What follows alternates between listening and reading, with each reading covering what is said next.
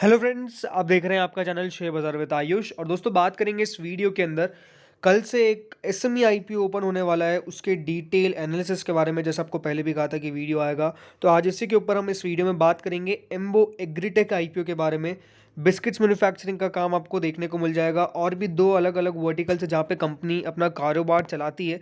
तो किस प्रकार का आईपीओ है, किस प्रकार की ग्रे मार्केट है, सब कुछ आपको इस वीडियो में पता चलेगा। तो दोस्तों, अगर पहली बार आपने चैनल को विजिट किया है, चैनल को जरूर सबसे पहले आप सब्सक्राइब कर लीजिएगा। दोस्तों, बात करें एम्बो एग्रीटेक लिमिटेड के बारे में, तो 21 नवंबर से 24 नवंबर के बीच में इस कंपनी का जो इशू है वो ओपन होने वाला है। एम्बो एग्रीटेक दोस्तों 1994 में चालू हुई थी, इस कंपनी की स्थापना हुई थी, और एक कोलकाता बेस्ड कंपनी है जो मैन्युफैक्चरिंग करती है बिस्किट्स की। तो एक बिस्किट मैन्युफैक्चरिंग का काम है। दूसरा इनका दोस्तों काम है आउटसोर्सिंग, जो है मैन्युफैक्चरिंग ऑफ एडिबल ऑयल्स, जिसमें वनस्पति बंगाली स्पेशलिटी प्रोडक्ट्स आ गए। और तीसरा दोस्तों जो कंपनी का काम है वो है trading of crude linseed oil and soybean meal. तो ये तीन प्रकार के दोस्तों कंपनी काम करती है। कंपनी के ब्रांड्स कौन कौन से हैं? तो दोस्तों कंपनी के ब्रांड्स है Happy Bites for biscuits and Happy Art for edible oil. Embo Gold and vanaspati 2000, ये भी दोस्तों कंपनी के ब्रांड है फॉर वनस्पति। और कंपनी का बंगाली स्पेशलिटी प्रोडक्ट्स के लिए मैक्स हेल्थ से ब्रांड है। तो ये दोस्तों कंपनी के कुछ 4-5 ब्रांड है। एक हैप्पी बाइट्स है, एक हैप्पी हार्ट है, एक आपको एम्बो गोल्ड एंड वनस्पति 2000 दिख जाएगा, और एक मैक्स हेल्थ दिख जाएगा। तो ये कुल मिला के 5 ब्रांड है जो कंपनी के चलते हैं मार्केट्स के अंदर। कंपनी कौन कौन से सेगमेंट्स में काटती है? तो देखिए, तीन डाइवर्सिफाइड आपको काम काज दिख जाएगा। पहला तो एक है कि कंपनी का मैन्युफैक्चरिंग होती है बिस्किट्स का। दूसरा outsource manufacturing of edible oil, vanaspati, Bengali speciality products etcetera through a third party. ये बात ध्यान रखिएगा, ये कोई तीसरे पार्टी से जो है वो काम करवाते हैं। ये खुद इनके सहायता का हो सकता है कि इसके लिए मैन्युफैक्चरिंग फैसिलिटीज़ ना हो।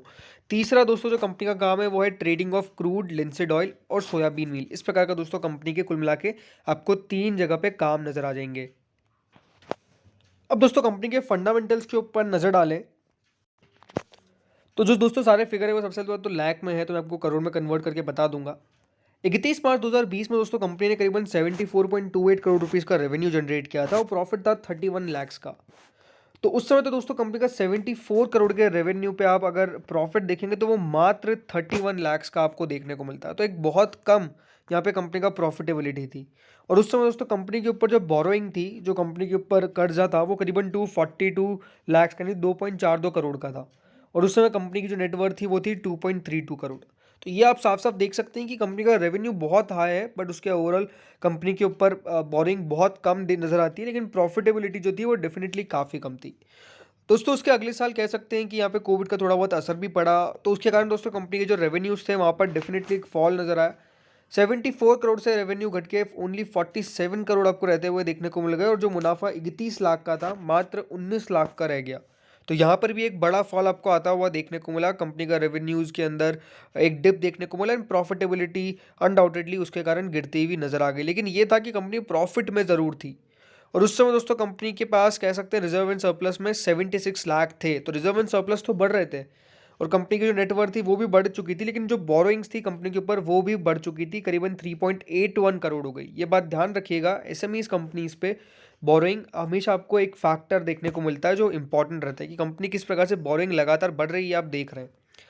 अगले साल दोस्तों जब नंबर्स निकल के आए तो कंपनी ने परफॉर्मेंस थोड़ी सी बढ़िया करी। 47 करोड़ से बढ़ के कंपनी का मुनाफा, और जो रेवेन्यू था, माफ करिएगा मुनाफा तो नहीं, जो रेवेन्यू था वो करीबन 94 करोड़ हो गया। तो यहाँ पर एक बहुत बढ़िया ग्रोथ देखने को मिल गई।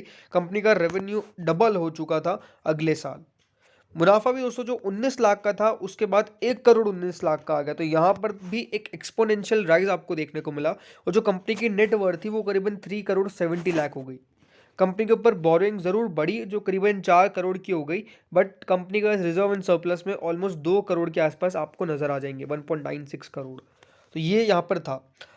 30 जून 2022 के अगर नंबर्स को हम देखेंगे तो डेफिनेटली ये एक अलग पर्सपेक्टिव है देखने का। इसको आप ईयरली नंबर से कंपैरिजन नहीं कर सकते, लेकिन ये है कि कंपनी ने 30 जून 2022 को जब अपने नंबर्स पेश करे तो करीबन 16 करोड़ का रेवेन्यू आया, 50 लाख के आसपास का कंपनी का मुनाफा आया।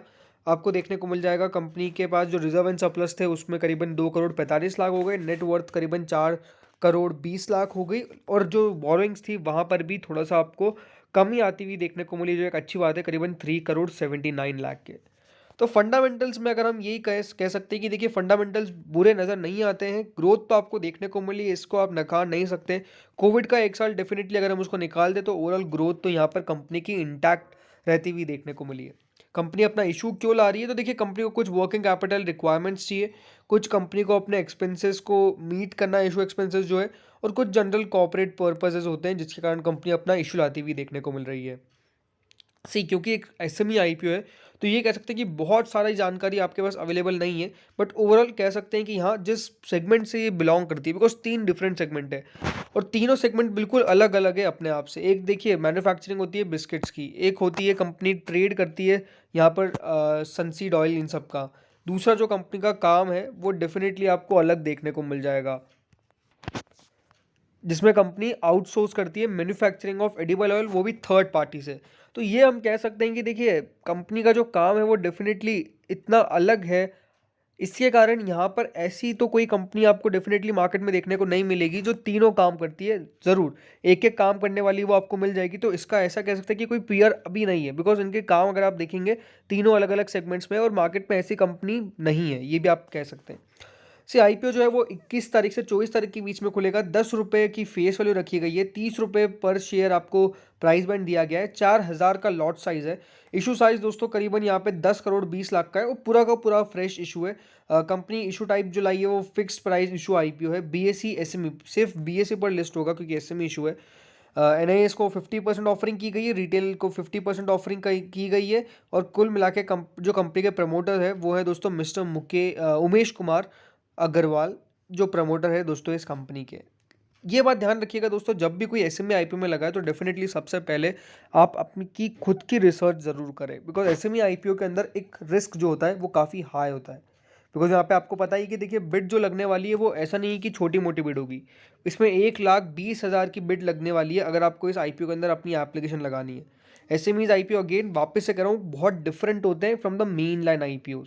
मेन लाइन आईपीओ में तो 15,000 के अंडर अंडर बिड आ जाती है, बट यहाँ पर मोर देन 1 लाख की बिड आती है। तो ये बात ध्यान रखिएगा कि यहाँ पर 1,20,000 रुपये आपको पे करने पड़ेंगे फॉर 1 लॉट। ये बात भी इंपॉर्टेंट है। क्या अप्लाई करना चाहिए? तो डेफिनेटली देखिए बात यही है कि कंपनी जिस प्रकार से दोस्तों यहाँ पर अलग अलग बिजनेस वर्टिकल्स पे आपको कामकाज करती हुई देखने को मिलती है, एक एज मिल सकता है। आईपीओ का प्राइस मुझे लगता है कि देखिए फुली प्राइस यहाँ पे इशू जो है वो कंपनी लाती हुई देखने को मिल रही है। बहुत ज़्यादा जगह क्या कह सकते हैं कि बची है, तो डेफिनेटली ऐसा भी नहीं है कि बहुत ज़्यादा जगह बची हुई है। 30 रुपये ज़रूर आपको महंगा नहीं लग रहा होगा, बट याद रखिएगा जहाँ पे काम करती है वहाँ पे इसी प्रकार के मल्टीपल्स पे मिलता है शेयर। तो ओवरऑल यही दिक्कत है। ओपनिंग क्या है जो हमने बताई दिया आपको, अलॉटमेंट 29 को होगा, लिस्टिंग जो होती हुई देखने को मिलेगी वो 2 तारीख को होती हुई देखने को मिलेगी। यहाँ पर भी अगर आप रिव्यू देखेंगे तो जो ब्रोकर्स हैं उनके द्वारा 1 के द्वारा सब्सक्राइब की रेटिंग दी गई है, जो मेंबर्स उनके द्वारा 6 की रेटिंग दी गई है सब्सक्राइब की, 2 न्यूट्रल एंड 1 अवॉइड। देखिए हर चीज़ को समझना पड़ता है। कंपनी में आपको ऐसा नहीं कहूँगा कि देखिए बहुत ख़राब नज़र आती है, बट ये भी है कि ऐसा कुछ नया भी ऑफर नहीं कर रही है। ये हो सकता है कि देखिए यहाँ पे आपको 15% के आसपास मिल जाए रिटर्न, बट एक बात ध्यान रखिएगा, जब भी कोई एसएमई इशू आए तो वहाँ पर 15% के लिए ना जाए तो बेहतर है।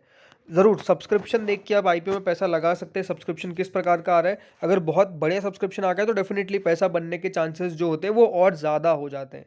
अगर अभी करंट ग्रे मार्केट इसकी चेकआउट करें तो करंट ग्रे मार्केट एम्बो एग्रीटेक की ओनली 4 रुपीज़ है, लेकिन 4 रुपये का मतलब होता है ऑलमोस्ट 13%, बिकॉज 30 रुपये का तो आईपीओ है। तो यही है कि देखिए 3-4 रुपये अगर मिल रहे हैं तो वो एक रिस्क इन्वॉल्व होता है, और फिर उसी के रिस्क के कारण दिक्कत भी हो सकती है। तो इसलिए मैं आपको कहूँगा कि पहले आप अपनी खुद की पूरी रिसर्च करिए, आप समझिए कंपनी कैसी है। मेरे कहने पर भी आपको मैं कहूँगा कि डेफिनेटली कोई अप्लाई करने की ज़रूरत नहीं है। पहले आप अपना खुद का पूरा रिसर्च करिए और उसके बाद बिल्कुल कोई भी फैसले पर जाइएगा। सब्सक्रिप्शन डेफिनेटली आप चेक करते रहिए, अगर बढ़िया निकल के आता है तो फिर देखिए यहाँ पर ग्रे मार्केट में भी एक्टिविटी जो है वो ज़्यादा तेज़ी से चालू होगी, क्योंकि ग्रे मार्केट ऑब्वियसली सब्सक्रिप्शन पे आपको ज़्यादा चलता हुआ देखने को मिलता है। तो फ्रेंड्स इस वीडियो में इतना ही था, कमेंट सेक्शन में ज़रूर बताइएगा कि आपका क्या राय है। Thank you friends for watching this video.